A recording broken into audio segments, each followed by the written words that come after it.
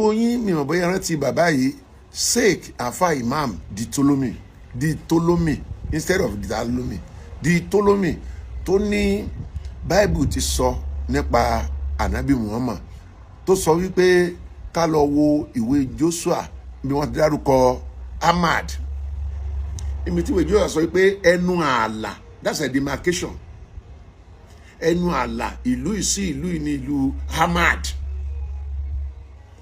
that's a máa ń sọ̀rọ̀ 2,700 plus tí mẹ́sẹ̀gì yẹn ti wá ṣé fence ni Muhammad ṣé I don't know tó ibẹ̀ ẹ̀kọ́ mo fẹ́ lọ ẹ̀já fún wọn lẹ̀ pé Ahmad is a block fence now ẹ tún wo ọ̀jẹ̀ńlẹ̀ orò jẹ̀ńlẹ̀ ogúngún làáfà yìí o ọ̀jẹ̀ńlẹ̀ orò jẹ̀ńlẹ̀ ogúngún òun làáfà yìí ẹ̀jẹ̀ agbọ́n tó tún sọ níbi ẹni tó yẹ yìí pé Ọlọ́run dá lákàndá ẹ̀dá tó tún bá wọn ti irọ́ lẹ́yìn tó jẹ́ pé gbogbo nǹkan ìgbé ayé ẹ̀ irọ́ ni ẹ jẹ́ kí agbọ́n tí àáfà yìí tún sọ ní ibí kó lè mọ tó wá ń ṣẹlẹ̀.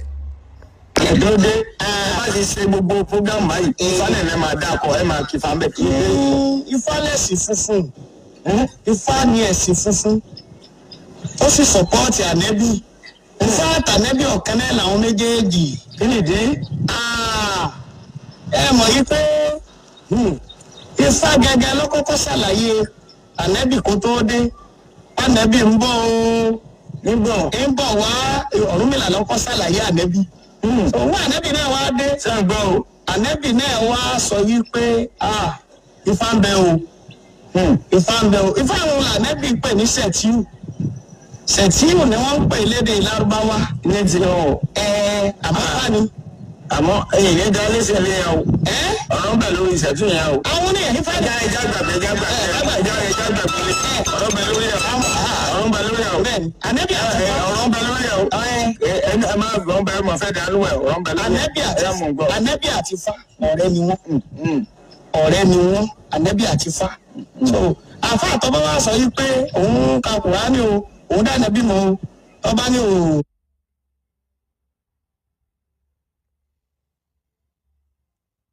ẹgbẹ́ Ọlọ́run tóbi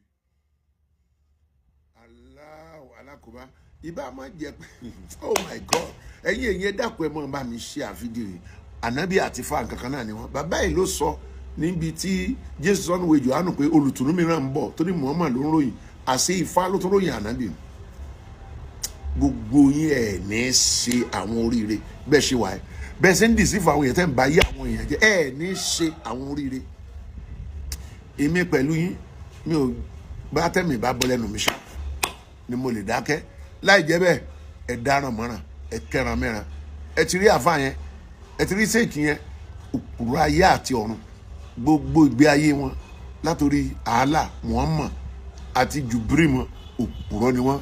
àfa yẹn sọ wípé àwọn lè fẹ́ àbúrò ìyàwó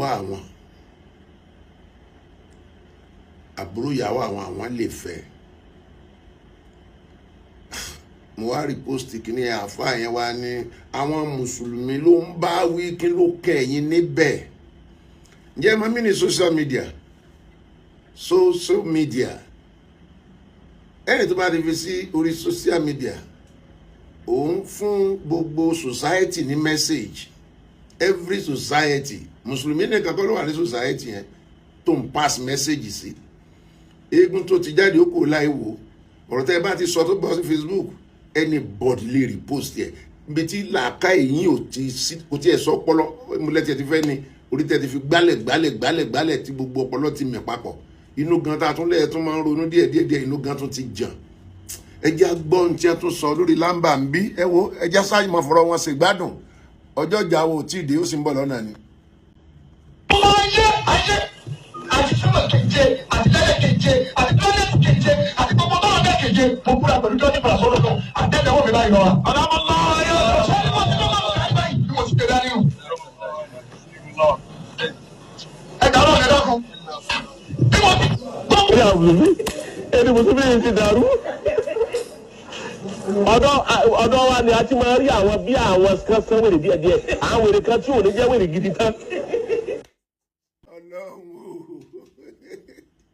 a sì pé ilé ìlẹ́sìn ó ṣe jàre àfà àwọn wèrè tààràtàrà gan wà kì í ṣe gángan díẹ̀díẹ̀ original wèrè sánmà gbogbo everything ọwọ́ ẹ̀ lọ́wọ́ ó tún náà kábọ̀ ń gbà sílẹ̀ ọlọ́run èèyàn gbọ́dọ̀ máa nínú ilé ìkó mojú kúrò láyé ọlọ́run máa fi ń ṣẹlẹ́yà èèyàn kọ́ ó kàn fi ń ṣẹ̀sìn ni ẹ̀rí bá àfà yẹn tó repost àfà yẹn mìíràn tó repost ẹ̀ má sì máa pín yín káàkiri fi ń ṣẹlẹ́yà ni á ti fa sọ́yà lára yín ọlọ́run fúnra ẹ̀ ló ṣe bẹ́ẹ̀ Jehovah ló ṣe bẹ́ẹ̀ bẹ́ẹ̀ ni mo sọ fún yín àìsọ iyì ó ti ya kúrò lára yín gbogbo irọ́ tẹ́ ti ń pa látọdúnmọ́dún ẹ̀sìn yín dé báyìí ire o ẹ bá mi pín ẹ má gbàgbé kọ́mẹ̀ntì yẹn o ẹ máa fi síbẹ̀ pé ayé ọmọ mi ò ní bàjẹ́ ayé mi náà ò ní bàjẹ́ ẹ máa fi sí comment section. májèlé ló pa ànábì Muhammadu tó ń tẹ̀lé gbogbo ọmọ ẹ̀ ló kú lójú ayé ẹ̀ gbogbo èpè tóun àtàlà lọ pàdé àpò pọ̀ wọ́n gbé àbílà àbíṣẹ́ back to sender tó Muhammadu gbogbo ayé ẹ̀ ló bàjẹ́ sọmọ pé nínú tàbátì àdá àlá àti Muhammadu ṣépè fábílà àbí ó ṣépè fún ìyàwó rẹ̀ ó ṣépè fáwọn ọmọ rẹ̀ ó ṣépè fábílà àbí náà àbílà àbí ó fọmọlẹ̀ sáyé ó fojú kan àwọn àrọmọdọ́mọ rẹ̀ Muhammadu ò fọmọlẹ̀ sáyé kò látúbọ̀tán májèlé ikú oró ló kú ẹni tí wọ́n ń tẹ̀lé nìyẹn ọyá wa gbéra eré pé ohun tó gbẹ̀yìn ayé ànábì èyí tẹ̀yìn tẹ̀lé iṣẹ́ mọ́ ms ó yẹ ẹ̀ka díkọ́ ká fún ẹ̀hún wá ẹ̀mọ̀ èyí tẹ̀ ń tẹ̀lé díkọ́ ká fún ẹ̀hún tó pa ànábì Muhammadu díkọ́ ká fún narrated Aisha ṣàlàyé the prophet in his ailment in which he died. wọ́n ní Muhammadu nínú ìtàn rẹ̀ bó ṣe kú. inú bẹ́ẹ̀ ni used to say. ó máa ń sọ wípé. oh Aisha. Aisha ọmọ tí mo fẹ́ lọ́mọdún mẹ́fà tí mo bà ayé ẹ̀jẹ̀ lọ́mọdún mẹ́sàn-án. ìyàwó mi tó tọ́. I still feel the pain caused by the food I ate at Kaiba. ó ní ara ní ìhun ayé òun bàjẹ́ gbogbo òfin òun já gbogbo ojú òun ti ń pòrì pẹ̀lú oúnjẹ tóun jẹ ní àdúgbò kan ní Kaiba. And at this time. ó ní bẹ́ẹ̀ báyìí. I feel as if my aorta is being cut from that poison. ó ní báyìí sin òun ti ń fìlì pé gbogbo ayé òun ti bàjẹ́ ìfun rẹ̀ ti já kíndìnrín rẹ̀ ti gbẹ gbogbo gògóńgò rẹ̀ ti gbẹ gbogbo òfun rẹ̀ ti lẹ̀ pọ̀. àwa ti kà báyà àkànbí ẹ kọ́ntínú pẹ̀lú ẹ. tẹ́tí gbọ́nsìn májèlé tí Muhammadu jẹ obìnrin tó fún Muhammadu májèlé jẹ Muhammadu pa ìyá arábìnrin yẹn ó pa bàbá arábìnrin yẹn ó pa ọkọ arábìnrin yẹn ó pa gbogbo àwọn ọmọ arábìnrin yẹn ó dẹ̀ tún bá arábìnrin yẹn sùn ní alẹ́ ọjọ́ yẹn àwọn bàbá wa wà lọ wọ́n bọ̀ wọ́n sọ pé ẹni tó sùn ló gbàgbé ẹni tó kú ò gbàgbé arábìnrin yẹn wá dẹ Muhammadu ó dẹ títí tó fi kó sínú páńpẹ́ rẹ̀ ìgbà tó wá kó sínú páńpẹ́ rẹ̀ Muhammadu lọ jalè náà ni o láì sá níní ó lọ digun jalè ńlù kan ìwà ń darí bọ̀ wá àtàwọn sábẹ́ rẹ̀ wọ́n fi ya Kàyíbà mi tó pa obìnrin yẹn mọ́ tí lọ́gbọ́n bá a sùn bẹ́ẹ̀ obìnrin yẹn náà ti dóde pé òní yìí nílẹ̀ ọmọ ọba alọ́kó ló ń kígbe ó ti ṣe ẹrin olóńgbò kalẹ̀ rẹ̀ ẹgbẹ́ ìdáná ọbẹ̀ ẹ̀gúsí fún wọn Muhammadu àtàwọn sábẹ́ Muhammadu kọ́kọ́ ti lọ sí balùwẹ̀ ó lọ bomi sára wèrè ó fẹ́ dógó wèrè ó ní off mic mi wèrè àwọn ará ilé ẹ̀ wèrè ó ti lọ bomi sára ó fẹ́ dógó wèrè ó ní off mic mi kó tó dé àwọn sábẹ́ rẹ̀ wọ́n ti jẹ májèlé èyí tí ń run èyí tó ti kú kalẹ̀ ẹ fẹ́ jèrè wọ́n fi tí Muhammadu náà wá gọ̀ sí báwọn ọmọọṣẹ́ rẹ̀ ti jẹ májèlé tí wọ́n ti ń kú tínú tí ń run wọ́n yẹn mo ní ẹ dúró Muhammadu kò ronú pé rúkú ò ní pa àwọn ọmọ òun náà tún gbé ẹrin olóńgbò ó gbé sẹ́nu làkàyè rẹ̀ wá sọjí pé kí ní sáwọn ọmọ sí òun tínú wọn tó fi ń pòrì tó fi ń kú báyìí ìwọ̀nba tó ara kán sí lẹ́nu yẹn òun ló jí kí Muhammadu pé ọjọ́ kú tiẹ̀ ó tẹ́kì táìmù kó tó kú torí pàdé ẹ̀ díẹ̀ lòun jẹ pé at the end of day májèlé yẹn padà gbẹ̀mí ẹ̀ bó ṣe jẹ́ nìyẹn wàá wá gbéra rẹ̀ rí báyìí wàá wá gbéra rẹ̀ rí pé irú àtúbọ̀tán Muhammadu bí gbogbo àwọn ọmọ ẹ̀ ṣe kú lójú ayé ẹ̀ tóun gẹ́ kú kú oró tó jẹ májèlé kó gbẹ̀yìn ayé wọn náà kó gbẹ̀yìn ìyàwó ẹ̀ kó gbẹ̀yìn àwọn ọmọ ẹ̀ kó gbẹ̀yìn bàbá ẹ̀ àti ìyá ẹ̀ gbogbo yọjọ kú kú oró papọ̀ lọ́yà sọ bẹ́ẹ̀. ló gbẹ̀yìn àwọn ìrandíran yín kí ló fi rán pé òṣì tẹgbẹ́ sí orí screen yìí. àtúbọ̀tán Muhammad ò dáa nìyẹn o. Àkànbí ọlọ́ba Muhammadu Àtúbọ̀tán yẹn alágbọ̀gbá. ẹ kalẹ̀. ẹ kalẹ́ o.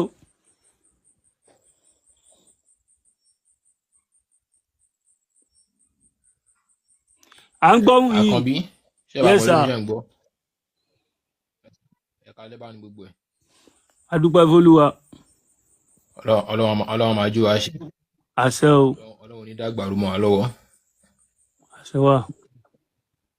Ṣé rí nǹkan tẹ́mi kàn fẹ́ sọ ń bẹ̀ ṣẹ́ ń gbọ́ mi. À ń gbọ́ yín. Tí a bá ní ká wo ká gbé sí làákàyè. Ká gbé sí làákàyè. Ṣé rí Ọlọ́run ọba tó dá Mẹ́kà tó fi Mẹ́kà sáyè tó wà yẹn tó fi dàbí dùn tó ní kó wù ń bẹ̀ yẹn tó wá dá ilẹ̀ Yorùbá tó ní kátàrí kó máa wù ń bẹ̀ ó mọ nǹkan tó ṣe o. Bẹ́ẹ̀ ni. Kò sí ilẹ̀ náà nílùú tá a wà yìí tí wọ́n lè gbin dàbí dùn sí tó lè sábà wù ó ṣeé ṣe kílẹ̀ yẹn wà nílẹ̀ tá a wà yìí. Ibẹ̀ náà ti. Ṣé rí tó bá sọ pé nǹkan jihad òun ṣe pé kọ́ bẹ́ẹ̀ lórí o kì í ṣe pé kọ́ pààyàn òun ni jihad o. Jihad túmọ̀ sí pé tí èèyàn bá wà ní inú ìlú kan tí kò bá rọrùn fẹ́yàn kéèyàn kúrò nínú ìlú yẹn kéèyàn gba bòmí lọ gẹ́gẹ́ bí ẹni tó wà níbi abẹ́ Èkó tí kò rọrùn fún tó pé Èkó tó ń wáyé yẹ kó ń lọ sí Ìbàdàn bóyá a tún rọrùn fún òun bẹ́ẹ̀. Islam tá a rẹ̀ ń sọ ń pa yìí kò pèpè sójú ọ̀nà ẹ̀sìn pẹ̀lú ìdá àti bọ́hun. Ó ní pé tá a fẹ́ pèpè sójú ọ̀nà ìmí tọ́lọ́run tànábì ẹ pèpè sójú ọ̀nà bìlẹ̀ kímọ̀ pẹ̀lú làákàyè ẹ bá wọn sọ̀rọ̀ ọ̀rọ̀ tútù lọ́ fi ń pèpè sínú ẹ̀sìn wọn. Kò ń ṣe pé ká máa gbéra wa ṣépè lọ́tùn ká máa gbéra wa ṣépè lósì. Tẹ́ bá rí àfáà àti kéwú bá yé tó dẹ̀ mọ nǹkan tó ń ṣe kò ní ẹ́fà bá yín ṣépè láyé yìí. Ṣé rí ẹ̀sìn Islam bí mo fẹ́ ni ó ń ṣe túláàsì ẹni tó bá òun kó ṣe ẹni tó bá òun kó máa ṣe oníkálukú nísìnyí gbogbo ara wáyé àmọ́ tá a ṣe wáyé àdẹ̀túmọ̀ pé lẹ́yìn tá a bá kú tán gbogbo apáta a máa wọnú lẹ̀ ó ṣà níbi kan tí a máa lọ lẹ́yìn tá a bá kú tán tó bá sin wá. Ṣé ẹ̀ ń gẹ́tì mi? Àgbọ́yé ẹ̀rípa lísìn ni. Ẹ̀mí tí gbogbo wa ń lò ó níbi tó máa padà sí. Bọ́dì lásán tó bá wọnú ilẹ̀ ó ní nǹkan tí tá a máa bá ń bẹ̀ gẹ́gẹ́ bí oríṣiríṣi àwọn dókítọ̀ tí wọ́n ti yànnà náà. Ẹ ṣe gan brother ara ìpẹ́ ti lo 2 minutes ẹ má bínú. Inú ọ̀rọ̀ yín tẹ́ sọ tí mo bá ní àgbọ́yé rẹ̀ dáadáa ẹ ní Ọlọ́run ọba tó dá ìlú oníkálukú. For example nílẹ̀ Lárúbáwá dàbínù máa ń hù ilẹ̀ Yorùbá àtàrí máa ń hù kò ń ṣàtàrí nìkan ló ń hù ilẹ̀ Yorùbá. Ẹ bá gbin máńgò máa hù bẹ́ẹ̀ gbin àgbàdo bẹ́ẹ̀ gbin kàsáfà kò sí nǹkan tẹ́ gbìn sílẹ̀ Yorùbá tẹ́ bá di take care of ẹ̀ ó máa hù. So ilẹ̀ Lárúbáwá desert ni ẹ lè gbin máńgò síbẹ̀ kó hù. Torí tẹ́ bá mú dàbí dùn àtàtàrí sọ́wọ́ ó fẹ́ jọra wọn. Ok ọ̀rọ̀ yín ti yé mi. Ìwòsàn tó wà nù àtàrí àlè rínú dàbínù láéláé. So àkọ́kọ́ tílẹ̀ Yorùbá fi julẹ̀ Lárúbáwá lọ ni. Ẹ̀sìn Islam kì í ṣe ẹ ní sùúrù ìkọ́ tẹ́ sọ ni mo fẹ́ fún yín lésìn. So a fi ìlú kọ̀ǹpé ara wọn ìkọ́ táwa ń sọ ni pé nílẹ̀ Yorùbá ní àṣà àti ṣe wa àwa ò tí ì gbé lọ Sáúdí fún wọn pé tẹ́ ẹ bá gba Ifá o tẹ́ ẹ bá gbọ́ Ọ̀rúnmìlà tẹ́ ẹ bá tẹ̀ lógun o ẹ wọ̀ ọ̀nà o tẹ́ ẹ bá tẹ̀ lọ́rúnmìlà tẹ́ ẹ tẹ̀ lógun tẹ́ ẹ tọ̀ lọ́bàtálá ẹ wà lùjọ́ náà. Mo mọ̀ pé tẹ́ bá jọ́mọ Yorùbá ìran Yorùbá ò jọ wò rí àwọn ìgbà tẹ́ ń sọ̀rọ̀ mi yìí ta jẹ́ ti ìgbà tẹ́ ń sọ̀rọ̀ mi yìí ta jẹ́ ti ẹjọ́ àti ìgbé àṣà àti ṣe wa lọ sílùú kọ̀ọ̀kan láti lọ fi oppress wọn pé tàn bá gbà wọn máa wọ náà àbí wọn máa wà lùjọ́ náà. Lárúbáwá ló ń fi owó sponsor àṣà àti ṣe wọn tán pè ní ẹ̀sìn Islam pé kàn máa fi ba ìlú tán bá rí i pé ìlú yẹn ń túbà ń tùṣẹ́. Nílẹ̀ Yorùbá àwọn bàbá wa ń gbé pẹ̀lú ìfọ̀kànbalẹ̀ láì sí ìjà.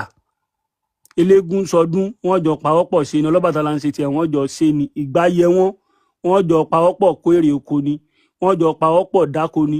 Islam dé ó divide wa ó sọ wá di ọ̀tá ara wa. Ìkan táwa fi dìde nìyẹn pé olójú ò ní la ojú ẹ̀ sílẹ̀ kí tàlùbọ́ kó wọ̀. Òpin ìgbà táwọn ò bá ti gbé àṣà àti ṣe wa lọ síbì kan pé tọ̀hún bá ti gbà á lọ́wọ́ wa wọ́n máa wọná. Tẹ́ bá rí àwọn ọmọ ẹrú yẹn ìkan yìí ti wáyé báyìí lé ní nínú wọn ó ń béèrè lọ́wọ́ wa pé kí lògùn ṣe kí lọ Bàtálá ṣe sá sọ pé wọn ò tẹ́ wa lọ́rùn ni àbí nǹkan tán ṣe sílẹ̀ fún wa ò tẹ́ wa lọ́rùn, àbí nǹkan tán ṣe fún wa ó ti pọ̀ ju o, a fẹ́ lọ tà á fún ìlú míì. That is the reason why táwọn òfin dẹ́ anybody lóhùn tó bá débi tó bá pín yẹn kí lóògùn ṣe. Tó bá jọmọ Yorùbá ò nídìí láti béèrè pé kí ni bàbá ẹ ṣe fún ẹ. Òpin ìgbà tí bàbá ẹ ti bí ọ wá sílé ayé, wọ́n ti ṣe nǹkan kan, wọ́n ti bí ọ wálé ayé, wọ́n ṣe nǹkan fún ẹ nìyẹn. Muhammadu tẹ́ wá ń gbé kiri bí náà fìtílà yìí, làwa ń sọ fún wọn pé kò ní àtúbọ̀tán kankan, kò ṣeé fi ìgbésí ayé rẹ̀ ò ṣeé fi tọrọ, kò ṣeé fi yangàn láwùjọ. Ayé ẹ bàjẹ́ láyé yìí, ayé ẹ tún bàjẹ́ lọ́run ni.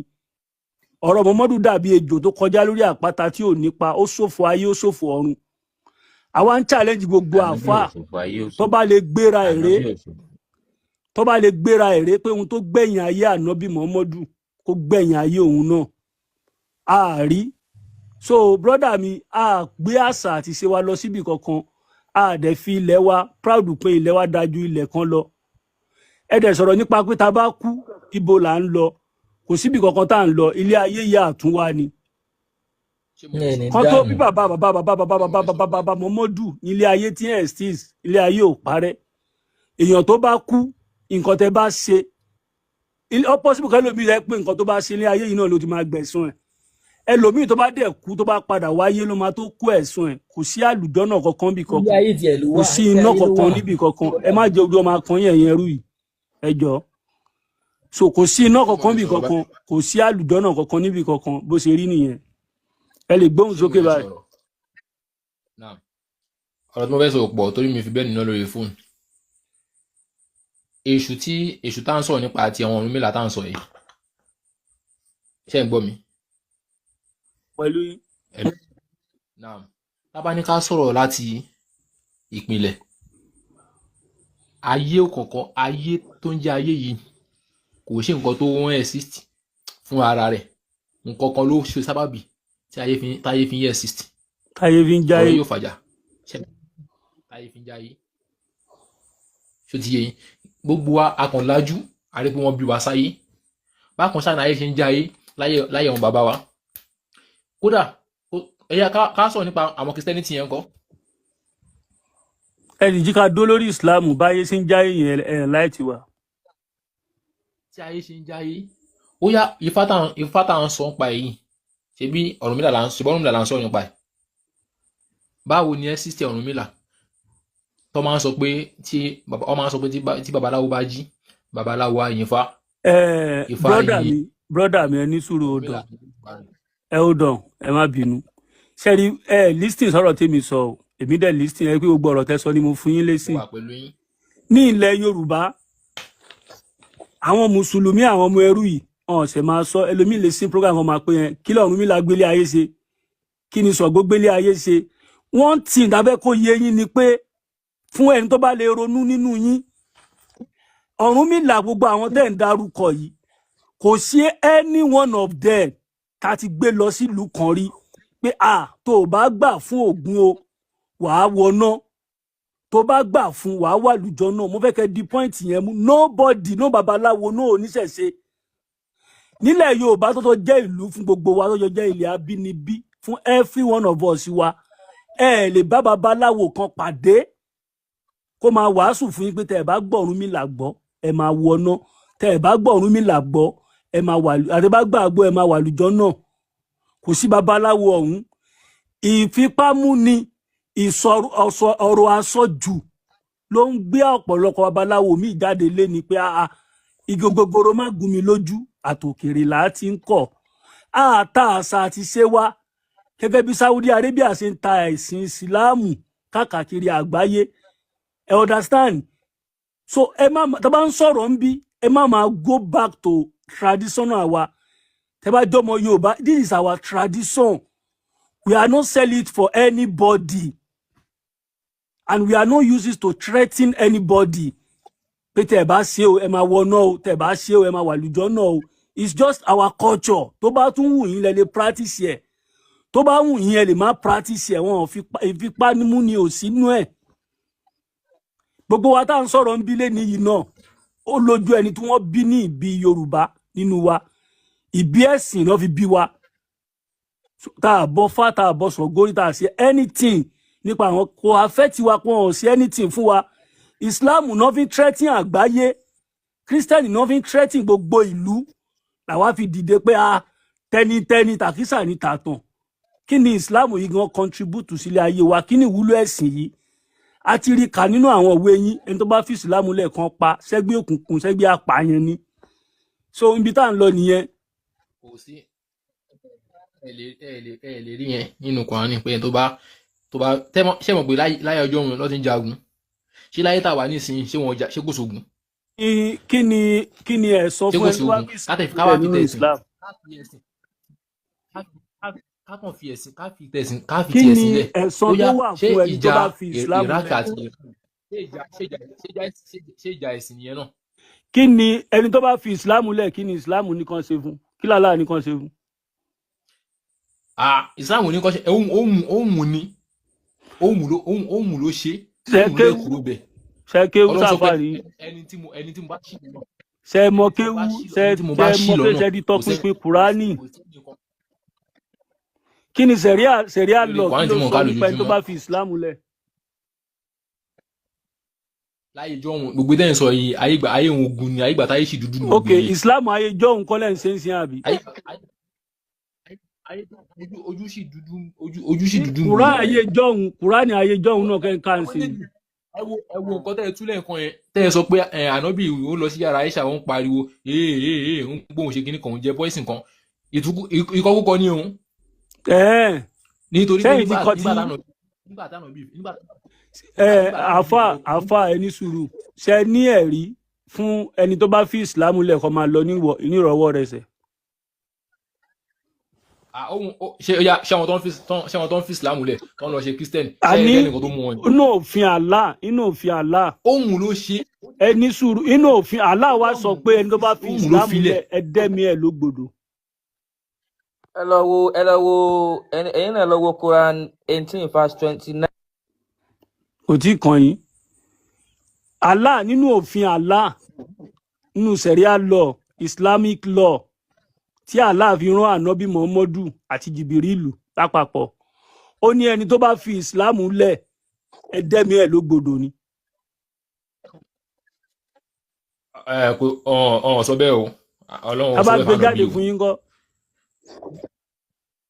ó yẹ gbé jáde káàkà jáde MS ṣiṣẹ́ wà ń bẹ̀. tẹ gbé lárúbáwá yẹn jáde ẹ má mo wà pẹ̀lú yín. Ẹ bá wa tẹ̀ sójú ẹ̀, ẹ bá wa tàbáyé wọn. ẹ fún wọn ní súnáà ní sáì 4059 ẹ ṣe. Ó ti wà ń bẹ̀. lè kà á. Ó yẹ bá wa ká eléyìí. ṣé lárúbáwá yẹn ní kàrà bí tó sọ yẹn. Lárúbáwá ni kẹ́ ka iná lẹ́ni ká gbé lárúbáwá náà.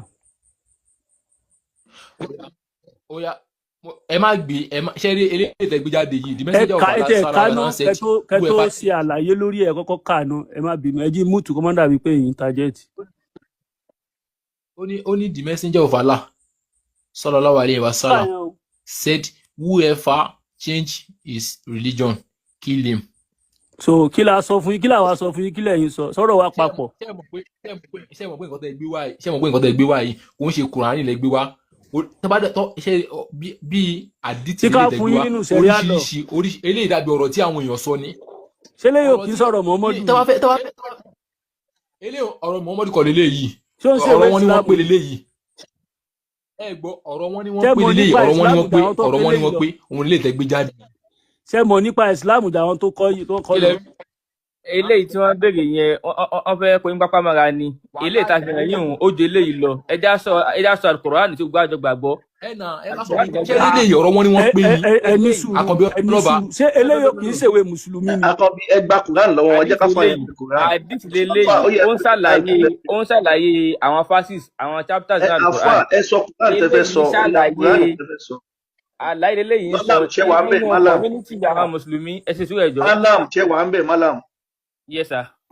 Quran wo lẹ fẹ́ ẹ sọ kẹ́mi sí bá yín gbé jáde.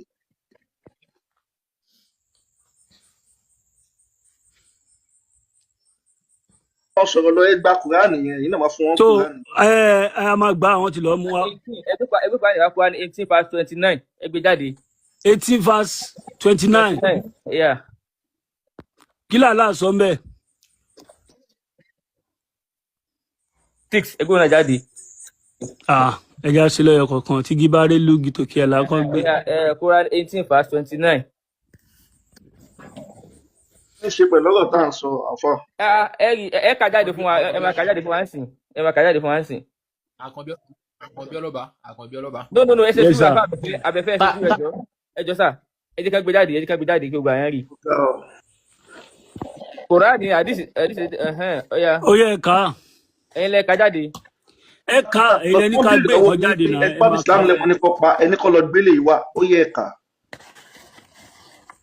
ó ní Al-Qur'an ìwé nǹkan bí lábáwá. Ọlọ́run ní wàkúl hákù ní rọ́bì. Allah ló ń Ó ní sọ̀rọ̀ pé ní and say, Kùránì. oh prophet, Ọlọ́run this ní is the truth from ẹdú báyẹn wàkúl hákù ní rọ́bì kún Islam. Malam ẹjí kan kà tọ́nà tó bá ti kà á tán ẹ máa rí àtìlé lórí. wọ́n yẹ bá wọn kà. ẹ ní kí èmi kà sà. Àkànbí àyè Malam náà ni wọ́n ní kó gbé àyà wá. èmi mú ní kẹ́ gbé wá sà. Yeah, so Malam náà ni kò kà ẹ̀ka Arabic kan lè kà. Ó ní wàkúl hákù ní rọ́bì kún. Ìwà Ànábì sọ fún wa wípé òótọ́ la mú wá fún látọ̀dọ̀ Ọlọ́run Ọba, kí lóòótọ́ yẹn Al-Qur'an àti Islam. Ó wá ní faman shaha, ẹni tó bá wù nínú àwọn tí a rán ẹ sí o falyu'min, kó gbọ́ Ọlọ́run gbọ́ kó sì tẹ̀lé. Faman shaha Allah sà ẹ má ṣe mistake, Allah kì í ṣe Ọlọ́run sà ẹ ṣe.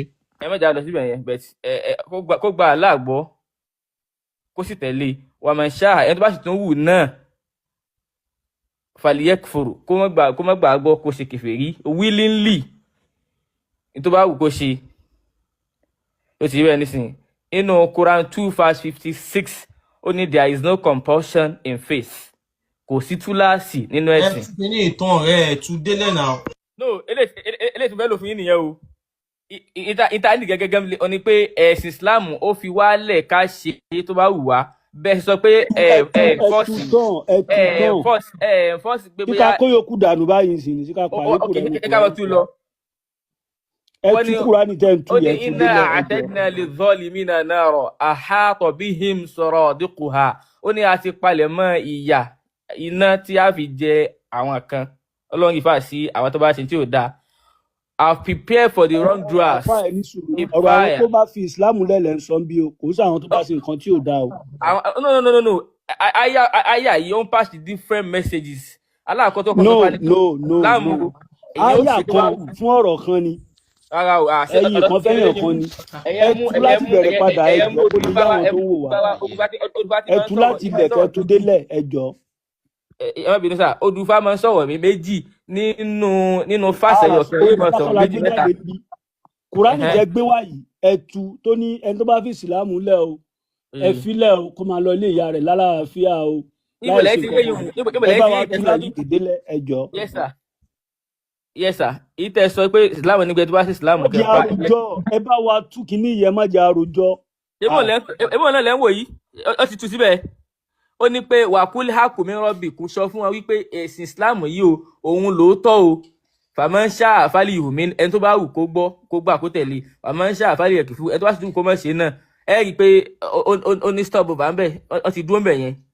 Another message ni wọ́n ń pàṣẹ pé inna a'tadna lidh-dhalimina nara, àti wá palẹ̀ mọ́ ìyà iná táfi jẹ ẹni tó bá ṣe nǹkan míì. Malam kí ni yìí simple nǹkan tákànbí ní kẹ́ mú wá. Ẹni tó ti ń ṣe Islam tó wá nóhun ò ṣe mọ́ kí ni ìjìyà ẹ̀ nǹkan tá a bí yín nìyẹn. Eléyìí tẹ́ ń sọ sìn ẹ̀ ń sọ pé ẹni tó bá hùn kó ṣe Islam ẹni tó bá hùn kó má ṣe. Now ẹni tó hùn kó ṣe Islam tó wá ti lọ join Islam tó ti lọ join ẹgbẹ́ òkùnkùn Islam tó wá ní òun ò ṣe mọ́ kí ni ìdájọ́ ẹ̀ nǹkan tá a bí yín nìyẹn nǹkan tẹ́ ń sọ àyà tẹ́ gbé wáyé kò ń ṣe òun ẹ fún wa ní àyà mi ẹ̀jọ̀. Who allege, whoever allege must be proved. Ẹ̀yin tẹ́ allege pé ìkàbá yìí ń bẹ kí ni ẹ̀rí yín bẹ́ẹ̀ tí ètò ẹ̀sọ́ yín bẹ́ẹ̀ ti rí ẹ mú wa. Ṣé bá ti gbé àdìtì síbẹ̀ tẹ́lẹ̀ náà ṣé bá gbé kinní síbẹ̀ fún yín tẹ́ ẹ̀ ká náà. Ẹ ká náà ẹ̀ka ilé ìta gbé síbẹ̀ yìí. Man baddala dinahu faqtuluhu, ẹni tó bá change ẹ̀sìn rẹ̀ ẹ̀ pa. Kí ni wàá rí fàásì? Kí ni rí fàásì? Kí ni rí fàásì báwo? Ẹni tó bá fi Islam lẹ̀ nínú àwọn. Ní rìvásì gbé sí ẹgbẹ́ òkùnkùn ní Islam ní bá fi ní. Ẹ jẹ́ kí ṣàlàyé fún yín, ṣe fẹ́ gbélé sà. sí ẹgbẹ́ òkùnkùn ní Islam ṣe ni. máa gbọ́ eléyìí sà ṣe máa gbọ́ eléyìí sà ṣe ń gbọ́ mi. Hello. Àdìsí ní àwọn principles kan tó gáìdì rẹ̀ tẹ́yìn ò mọ̀ ẹni bá jẹ́ mùsùlùmí tó lè wà devoted in Islam òun ni ó mọ̀ àìmọ̀ yẹn ẹgbẹ́ tí wọ́n bá ní ìmọ̀ àbọ̀ nígbà míì ó dàbí poison ní tí wọ́n pààyàn before kẹ́tọ́ pé ẹ lè dab nítorí àdìsí yìí ẹ gbọ́dọ̀ ní nǹkan tó wà ráńjà àdìsí kí ni àdìsí yìí bá dé. Malam torí ẹ̀ lè ṣe wà ń bì náà nígbà tí Malam wà ń bì. Hadith I now want to explain ṣé máa gbàlàyé yẹn yes sir ṣé máa gbàlàyé yẹn gbogbo ìṣẹ̀lẹ̀ tó bá ṣẹlẹ̀ tí àdìsí bá dé ìṣẹ̀lẹ̀ míì ànábì ló sọ kankan ṣẹlẹ̀ nǹkan mìíràn bẹ tó gé nǹkan ló ṣẹlẹ̀ iṣu kan lọ́ọ̀kọ́ ànábì ó fi wá sọ̀rọ̀ yẹn èyí wò lẹ́yìn o mọ̀ náà pè ní sábàbù khuruj hadith kí ni sábàbí tó fa hadith yìí wà fún ẹni tó wà ní community tó pé mùsùlùmí Islam ni wọ́n ṣe ń bẹ̀ tó jẹ́ state àwọn mùsùlùmí. ok nǹkan ẹ jọ Mr. Alamar Yekin mute mic yín ẹ̀jẹ̀ tó ń tan mic ìkọ̀ọ̀kan la máa ń sọ̀rọ̀ níbi ìyẹjọ́ so tó bá ti kàn yín wọ́n máa jẹ́ kẹ́ ẹ sọ̀rọ̀ ẹ sì di ẹnu mic yín ẹ sì di mú. Malam ibo lẹ wà ẹ padà síbí o. ṣé ẹ gbọ́ mi sà tí ẹ bá fi Islam lẹ̀ ló lọ jọ ẹ ok. ẹ ṣe sùúrù sà. nǹkan tá a gbé wá yìí sìn ó wà nínú òfin ṣẹ̀ríà. òfin ṣẹ̀ríà kọ́ narration it's just a narration from the a lè gbófin ṣẹ̀ríà jáde fún yín Malam ibi tẹ́ ẹ wà yìí wọn ò kí ń parọ́ ń bì tẹ́ bá parọ́ ń bì wọ́n máa já yín. Okay, before we proceed, lẹ́yìn ìgbà tá a kéwú tán a lọ sí university láti lọ ṣe Islamic studies a ṣe master in Islamic studies a ṣe PhD lọ́wọ́ in Islamic studies presently now I'm studying law combined law Islamic and this our common one so definitely I know what I'm saying. so bẹ́ẹ̀ ṣe wá ń ṣe Islamic law yẹn sìn. Yes. Tẹ́ bá parí law yẹn combined law bẹ́ẹ̀ ṣe ń ṣe gbogbo law tẹ́ ń ṣe yẹn tẹ́ bá parí law yẹn ibo lẹ ti fẹ́ lo law yẹn. Sharia court and this is our normal court náà ni. Sharia court níbo ni Sharia court yẹn ibo ni Sharia court yẹn wà. It's my personal thing ẹ má jẹ́ ká wọnú eléyìí it's my personal life so we should. reason tí mo ṣe ń béèrè ni pé confidential to you. Ó wà confidential reason tí mo ṣe ń béèrè ni pé ilẹ̀ Yorùbá àwa ò ní Sharia a ò dẹ̀ ní ever gba Sharia. ẹ ṣe sùúrù sà ẹ ṣe sùúrù sà kẹ́ jẹ́ ká gbọ́ràn sẹ́ ìbéèrè tí mo wá ń bi yín sìn ni pé nínú òfin Sharia tẹ́ lọ kọ́ yẹn ẹni tó bá fi ẹ̀sìn Islam lẹ̀ kí ni ìjìyà ẹ̀ nǹkan tá a bi yín nìyẹn ẹ padà àárín mọ́.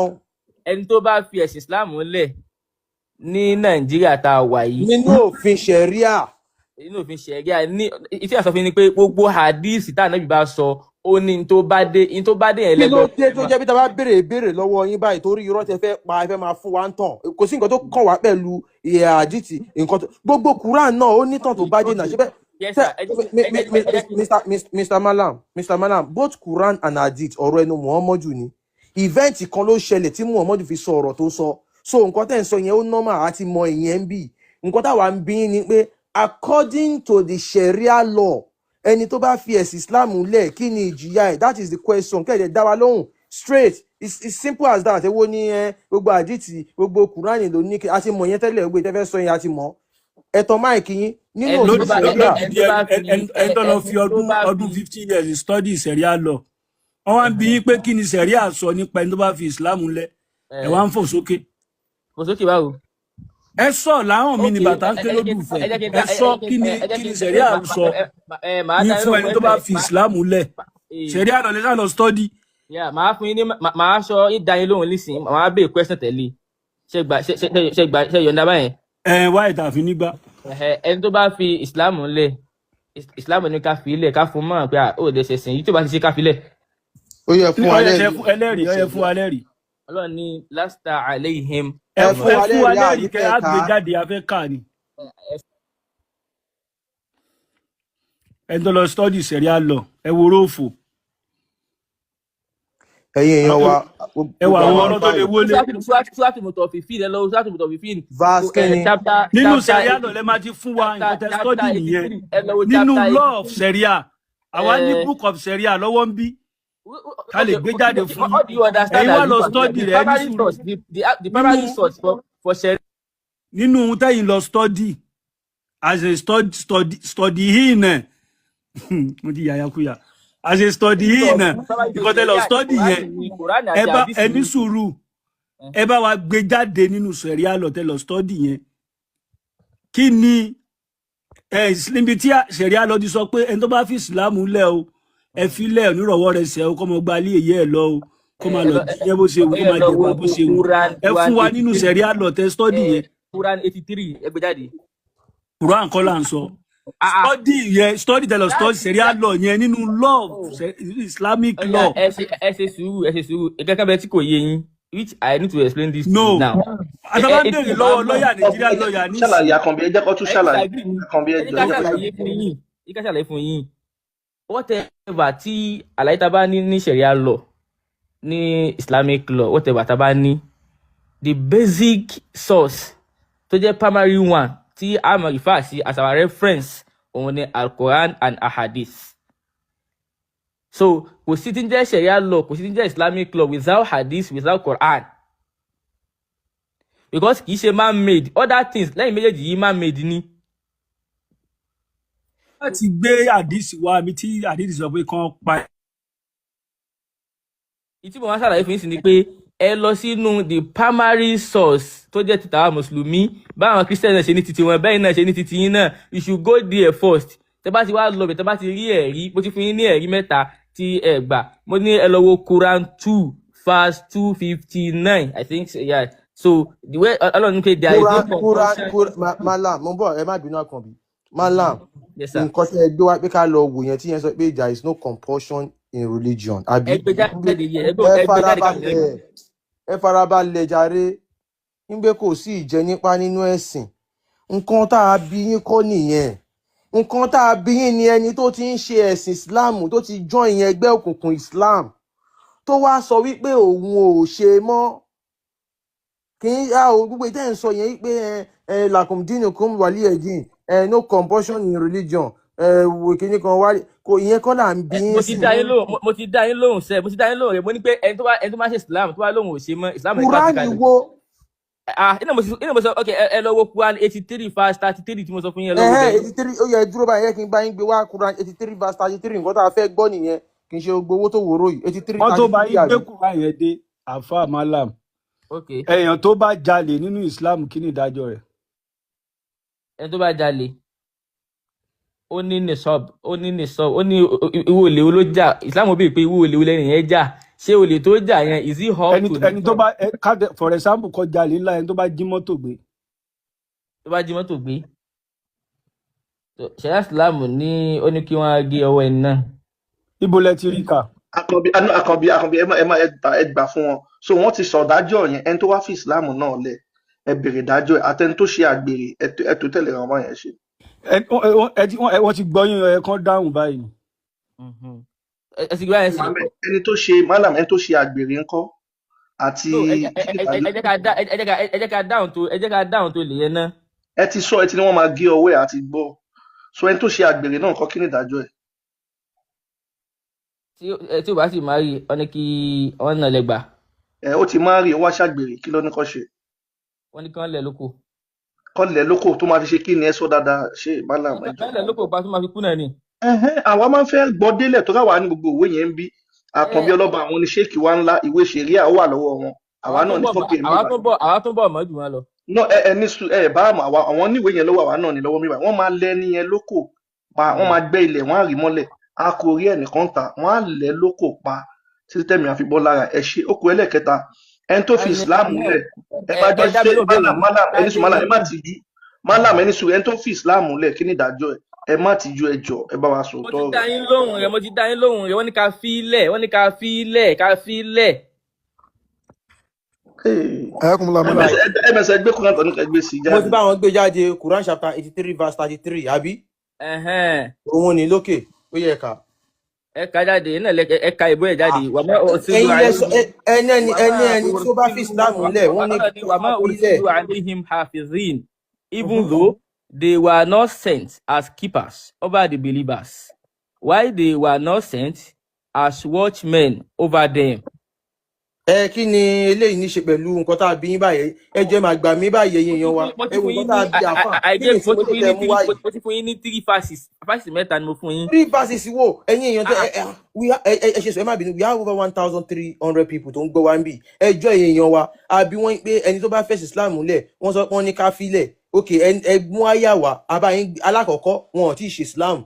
Ìyẹn sọ pé kọ́ máa ń ṣe ẹni tó kóníkálukú ṣe ẹ̀sìn. Tó bá wù ẹ farabalẹ̀ sà. Okay. Nǹkan táwa bí ni pé ẹni tó ti ń ṣe Islam tó náà wọn ò ṣe mọ́, so àyà yẹn kò lọ pẹ̀lú ìbéèrè yẹn. Ẹ tún sọ pé ká gbé 3 verse 3 jáde, a gbé jáde fún yín sìn, ẹ wo nǹkan tó wà níbẹ̀. A kò sì rán wọn ní iṣẹ́ olùṣọ́ sí wọn. Èwo ní iṣẹ́ olùṣọ́? Ẹ má bínú sá. Ẹ mọ̀ pé a ṣe argument yín yà all because you want to win. So you have your own. Bẹ́ẹ̀ni, a fẹ́ lẹ́ẹ̀ ni. Àwa náà dẹ̀ ní faith wa náà. So a fẹ́ lẹ́ẹ̀ ni náà láti wà bí Málà. Mo fẹ́ ṣàlàyé kan méjì fún yín. Alákọ̀ọ́kọ́ ni wípé ẹni tó bá sọ wípé tọmọ yẹn bá ti wọlé lágò kan ẹ fún lóúnjẹ, kí ni ìtumọ̀ ọ̀rọ̀ yẹn? Tí ò bá wọlé lágò kan definitely ẹ má fún lóúnjẹ. Ẹ̀sìn tó ní pé ayọ̀ǹda yín ẹ ṣe òfin ilé tí wọ́n nìyẹn kò dé ilé tí wà. Ẹ̀sìn tó bá ní pé ẹ fún lóúnjẹ sẹ́wọ̀n pé definitely tí ò bá ti wọlé ní táìmù tí wọ́n fún yẹn ẹ má fún lóúnjẹ. Islam ní ó ní ẹ̀sìn tó bá wù yín, ó ní wà nábì ní kó fún ọtọ mọ. Àwọn yẹn mọ nǹkan tá à ń béèrè, èèyàn tó ti ṣe Islam tó ti for example sìn Suleiman Farouk yẹn sìn mùsùlùmí ni, kó wá di lọ́la kó lóun ò ṣe Islam mọ́, kí ni ìdájọ́ rẹ̀? Ó ti tán, kò sí mọ́nà nù. Ẹ wá fún wa lẹ́rìí pé ẹni tó bá ṣe Islam o tó lóun ò ṣe mọ́ o, Islam ní kẹ́ fílẹ̀ nírọ̀wọ́ rẹ̀ ṣẹ̀ kọ́mọ gba ilé yẹ́ ẹ lọ. So ẹ̀rí tó yẹ kẹ́ fún wa nìyẹn, kò ń ṣerú àwọn ẹ̀rí yìí. Bàbá Àkànbí, ẹ jọ̀ọ́ ṣé mo lè sọ̀rọ̀ ìṣẹ́jú méjì? Ẹ jọ̀ọ́. Ẹ sọ. Malam, ẹ jọ̀ọ́ Malam, ṣé ń gbọ́ mi? Malam. Mo gbọ́ yín. Ṣé ń gbọ́ mi? Ẹ jọ̀ọ́ ṣé ẹ mọ oníyàwó mẹ́ta? Àáfà oníyàwó mẹ́ta ṣé ẹ mọ̀? Mọ yes. Ṣé ẹ gbà fún ṣáfà yín ni? Ṣé ẹ gbà fún pàfà ni? Tóun náà kéwu. Àfà ńlá bẹ́ẹ̀ ni. Àfà ńlá ni, ẹ jọ̀ọ́ ẹ gbé mi bí sí biskin. Gbogbo mọ́ọ̀dù mo bẹ̀ yín ni, ẹ ṣé.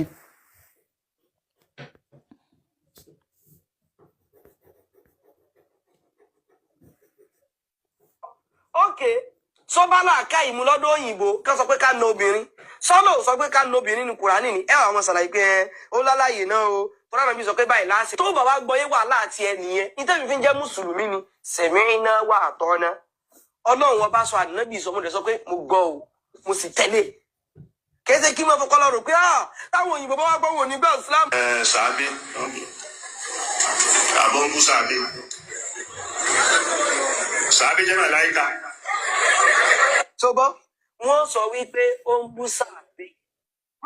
Sàbí nítumọ̀ ẹ̀dá máa gbọ́ lọ. Ìtumọ̀ ẹ̀ ló ń gbọ́ yẹn o. Ní ẹwà èdè ìtumọ̀ ọ̀rọ̀, ká gbọ́rọ̀ yé pẹ̀lú ìdàkejì rẹ̀. Wọ́n sọ pé ń bú sàbí. Nǹkan ọ̀rọ̀ búburú náà sọ̀bọ̀. Ṣé sàbí jẹ́ màláíkà? Parí ẹ̀ fúnra lára rẹ̀. Tá a wà lè bú. Kìí ṣe pé wọ́n wá sọ pé à ń sọ̀rọ̀ àwọn sàbí. Ṣé sàbí wá jẹ́ màláíkà? Tá a lè sọ̀rọ̀ wọn. Wọ́n wá sọ wípé àwọn ìtumọ̀ ní. Ẹ jọ̀ọ́ ẹ bá mi drop àfà yìí, wọ́n disturb mi. Tó ṣe mi. wípé tá a lè ràn jùmọ̀ ìtumọ̀ ẹ̀ nìyẹn náà. Kò tẹ́ ká fi bẹ̀rẹ̀ lẹ̀. Ẹ ti sọ pé ìbú sàbí àti gbọ́. Wọ́n ewúlẹ̀ ẹsẹ̀ ní ìbú bẹ́ẹ̀ ìfẹ̀bẹ̀ bú wọn gan. Wọ́n ṣe kí ni wọ́n ẹsẹ̀ ní ìbú. Ọlọ́rọ̀ kan tẹ́ wá sọ bẹ́ẹ̀ mò ń lọ. Ẹ jẹ́ tètè bá ń gbé bíbẹ̀. Wọ́n tún ní ayẹ Muawiya kìí ṣe òsì náà tí ń kọ wá yìí. Ṣẹ̀ṣẹ̀ gbà níjọ́ náà owó òsì ń bẹ̀. Ọ̀tẹ̀ síírì. Báníkẹ́ fast ẹ̀ síbi tá a fẹ́ lò ní o. Òun náà ni. Ó máa tó débẹ̀ sìn. Ṣé máa kọ́? Tẹ́ ẹ̀ bá ti bá a dá sọ́rọ̀ òṣèlú. Ń bá ìfún ìbọn nù. Sọ wọ́n rọ àdìsí oríṣiríṣi. Máa ń bà dára di ìnáwó fàkútólù. Ìrọ́ ló ń jẹ́ bẹ́ẹ̀. Mudirul Markaz Hadaullah. Wọ́n sọ níbi báyìí wípé wọ́n sọ in tó dẹ́sìn rú àwọn tó wọnú ẹ̀sìn àwọn ẹrú àwọn mọ̀wálí kìíní kan tó sọ gbogbo ẹgbẹ́ òtàn tí òye Mudiru ọlọ́wà kùn lọ́wọ́ sà. Wọ́n wá ní nínú rẹ̀ nínú nǹkan tán kíbẹ̀ sí ní ọ̀rọ̀ man baddala dinahu faqtuluhu. man baddala dinahu faqtuluhu ẹni tó bá pààrọ̀ ẹ̀sìn rẹ̀ ẹ pa. Yẹn ni pé ẹni tó sọ pé òun ti jẹ́ mùsùlùmí tẹ́lẹ̀ tó wá sọ wípé òun ò ṣe ìsìláàmù mọ́, ànábì wa sọ pé kí ni ẹ pa. Mùdírù wa sọ wípé irọ́ ní ń jẹ́ bẹ́ẹ̀. Màá mẹ́rin wọn wá o, ẹ̀rí wọn náà mo fẹ́ fi pè wọ́n sí àkíyèsí. Alákọ̀ọ́kọ́ ni wípé bàbá àwọn Mùdírù Al-Markaz ahadakumullah àtàwọn tó dàbí Mùdírù bí àwọn Jamiu bàbá alájá òun náà nírú orientation báyìí. Sẹ́ẹ̀rí ẹ̀sìn Ọlọ́run ọba ló ní ẹ̀sìn rẹ̀ kìí ṣe ẹ̀yin. Ẹ bá wa like, love and share this program. Ọlọ́run ọba subhanahu wa ta'ala òun ló ní ẹ̀sìn rẹ̀ kìí ṣe ẹ̀yin. Ẹ̀yin wo wípé bó làwọn òyìnbó ṣe ní máa rí wípé irú ẹ̀sìn wo wá leléyìí. Ẹ lè nífẹ̀ẹ́ sí Ọlọ́run ọba jọ Ọlọ́run tó ní lọ náà.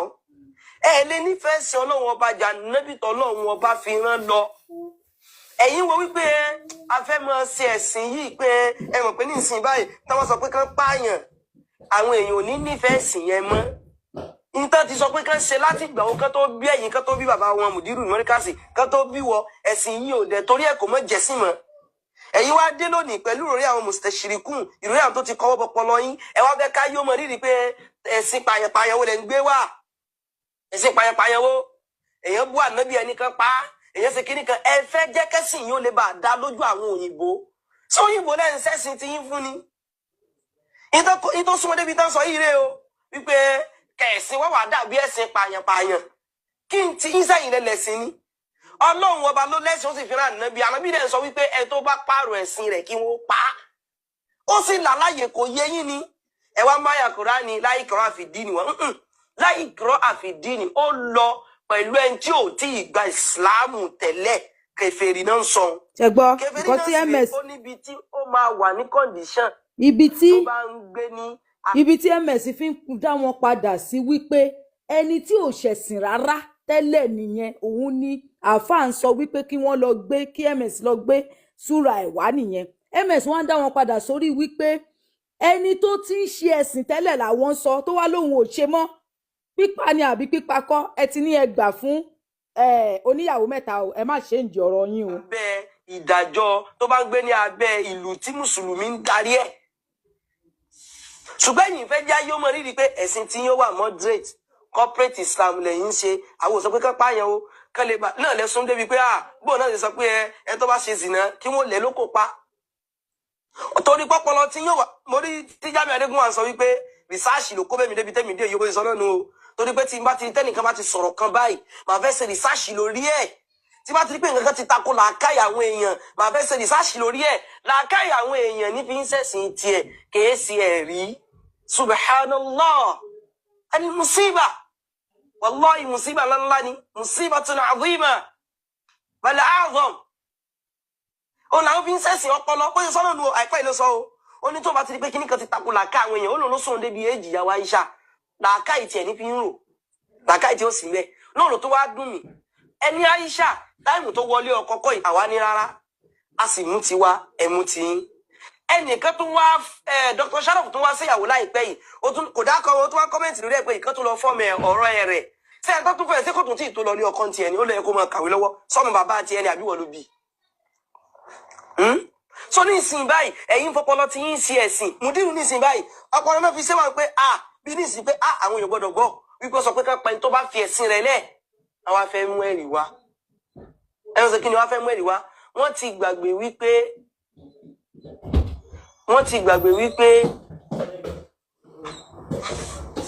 gbàgbé wípé gbogbo àdísì tẹ́ ń kó ti ìlú láláyè ṣùgbọ́n àwọn tó bá jẹ́ wípé àwọn náà ẹ̀sìn ọba tí ìdí orí ọkàn wọn ó lè bá wọn lójú pé wọ́n wá ní ká pa ẹni tó bá fi ìsìlámù lẹ̀ tó lọ́jọ́ ẹni sùúrù malam ó máa sọ àwọn tí Muhammadu sọ wípé kí wọ́n pa nígbà tó ń fi ẹ̀sìn Islam lẹ̀ pé wọ́n máa pọ̀ gan ẹ mute malam ẹjọ́. Islam pààyàn farabalẹ̀ tó o bá gbọ́ yé á ṣàlàyé rẹ̀ fún ọ tó o bá wá gbọ́ yé wàhálà àti ẹ nìyẹn nítorí fi ń jẹ́ mùsùlùmí ni sẹ̀mìínà wà àtọ́nà Ọlọ́run wọn bá sọ ànábì sọ mo dẹ̀ sọ pé mo gbọ́ o mo sì tẹ̀lé kẹsẹ kí n máa fọkọ lọrùn pé táwọn òyìnbó bá wá gbọ́ wò ní gbà ìsìlámù kiri kan wá gbọ́ wò ní gbà àdìsí tó tún ẹ̀sìsì kan tó bí Mùdírù àwọn èèyàn sì ń gbà ìsìlámù dọ́là ṣùgbọ́n lálàyé náà kíkọ́ sí pé nìkan kan fi Islam náà ní ẹ̀ lọ pa ṣé báwọn náà ṣe ń pààyàn ni ṣé báwọn náà ṣe ń pààyàn abẹ́rẹ́ kò pé ànábì ò ká sọ̀rọ̀ lẹ̀ kò sì ní nítumọ̀